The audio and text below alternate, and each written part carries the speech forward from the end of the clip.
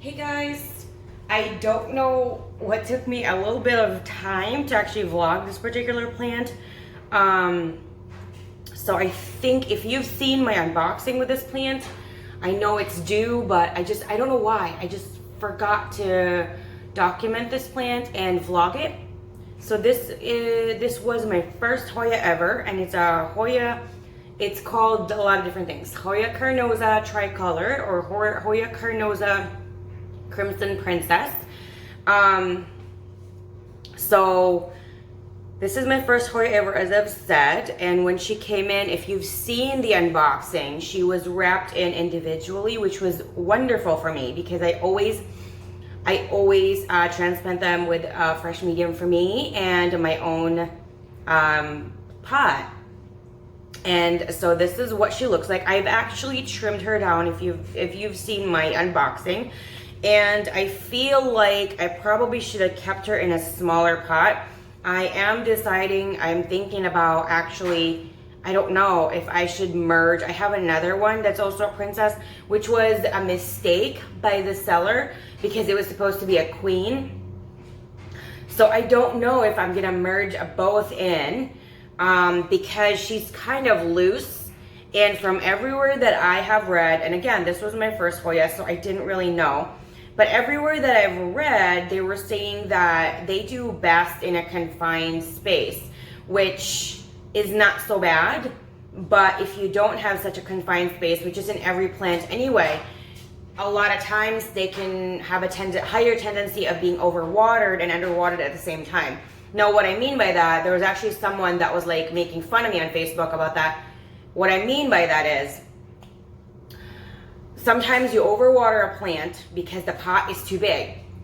And so you let it dry a lot longer than it needs to. But because the soil and the container is quite large, when you touch the soil or even when you put your finger in there, it's more moist or damp than what you would prefer, what you should do. So you prolong the watering process. So an example would be you're watering them weekly, but because the pot or the soil is still too damp, sometimes you might not water it for another week or 2 weeks. So that's an extra 3 weeks instead. So you're basically underwatering the plant. And then when you give it water and it's the same volume, you are actually overwatering the plant due to the fact that they are so dehydrated.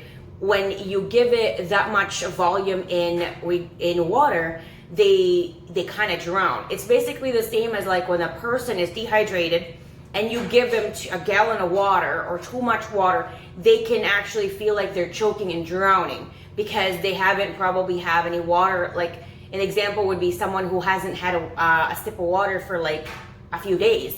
That's what's gonna happen. So it's basically the same as a plant. And someone actually explained that to me before. And I just like this. I've actually told that to my mother-in-law because she was having issues with her plants. And I was explaining to her like a plant can be overwatered and underwatered at the same time. And I explained to her, the process and what happens. This actually, I have trimmed her off, and these are new growth. And there's a new growth right there. The reason I trimmed it off is because, again, I didn't know anything about Hoyas. And they didn't have, I just wanted to kind of propagate them because I really, really like this plant. I didn't know much about it. What I knew was they were a flowering plant. And at the time that I made this purchase, they were flowering and they were fragrant. And now that I discover our Carnosa Hoya actually has a more cocoa chocolatey kind of smell to them. That's okay, but a little too much might be kind of heaty for me. I'm not really much of a chocolatey or cocoa kind of smell kind of person. I prefer more, when it comes to flowers, I prefer the more floral. I would prefer probably a more citrusy than chocolatey. But I don't know, because I've never really smelled this plant before, and I might just completely fall in love with it anyway. So I propagated it because I wasn't really sure, and I thought I'd experiment. And that's how best I do learn. in taking care of a plant is doing a little bit of experimenting here and there. Now, this was an issue. It kind of burned here. The reason it burned was I was spraying it with, I was misting it with a foliage spray, and I didn't really think right about it. I don't remember if I misted it like twice in a row, or it was because I misted it before light was hitting her. I would suggest if you miss this plant, especially this particular one, the Hoya Carnosa Tricolor or the Hoya Carnosa Crimson Princess, mist her after light has passed through her. So I usually mist my plants now only once a week, and it's a foliar spray, so it's not just water.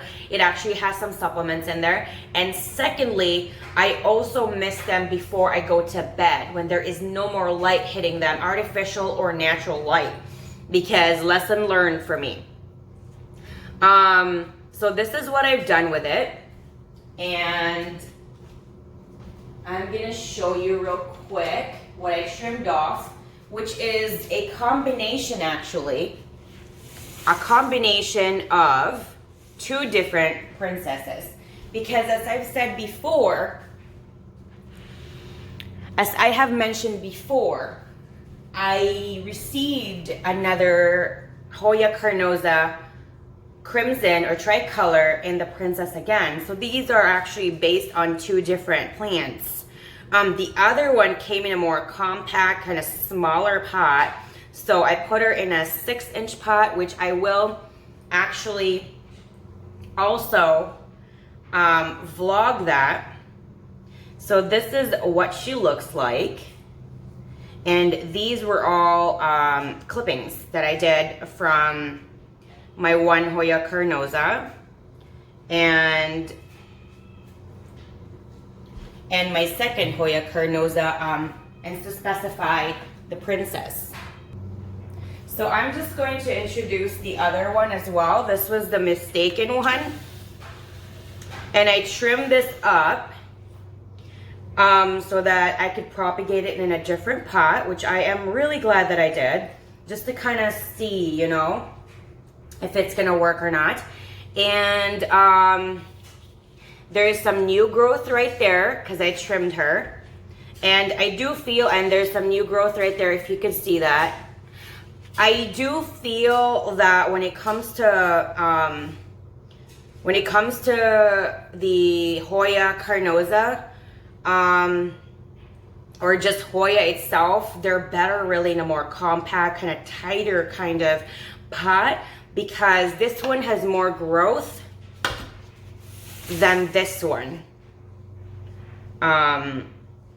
Like if you could see, there's not much new growth on here, and maybe that one, if you could see the baby leaf. But comparing it to this one, it may have like slightly grown a little bit more than the other one, or I don't know. Maybe I'm incorrect. Maybe they're growing at the same rate. But I would suggest to keep it more in a tighter spot or in a tighter pot, because I feel like they do grow better. And also you have a lesser chance of overwatering them as well as underwatering them as well.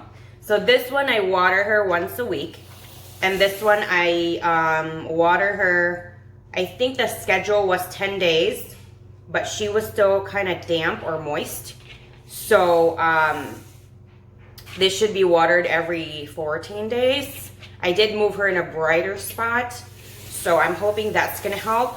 So this is my collection of my Hoya Carnosa, and I am very, very happy about it, and I'm really, really glad that I did try to propagate it. I know I'm moving them a lot. I just want you guys to see it. And now I just noticed that when I'm tugging them, they've already grown roots. So I can actually probably transplant these pretty soon. Also, I would say I've only propagated this, I'm not really sure, but I'm thinking it hasn't been that long. I'm thinking it's probably be only between 1 to 2 months. and now when you tug it, it's stuck. So that means they've already grown roots. This is my first time propagating a Hoya Carnosa to be specific, and I'm very, very impressed on how well it took. And I will put down below what I use to water the propagation for the clippings, and of course what I water with the established ones, and what the medium I use for this. Everything will be linked down below, including the foliar spray that I've been using. I feel like when I'm doing propagation, using a foliar spray with the right nutrients in there actually does kind of help, because they don't really have any roots. So a little bit helps, I think. That's just me.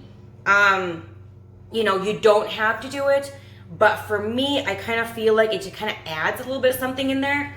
So it kind of helps. So there she is.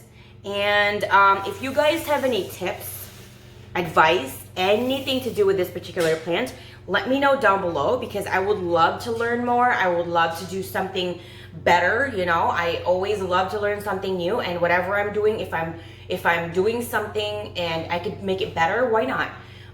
Again, every single thing that I am using will be down in the description section, just like my social media accounts.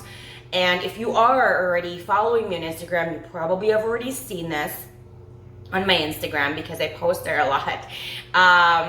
Also, everything that I use will be linked down in the description section. Anything else you want to talk about this plant, anything that I didn't cover or I forgot, I'm sorry, let me know down in the comment section. I love hearing from you guys all the time. And I hope you enjoyed my video. You're going to hit the like button, subscribe if you haven't yet, and of course the bell, so you're notified every single time I do upload a new video.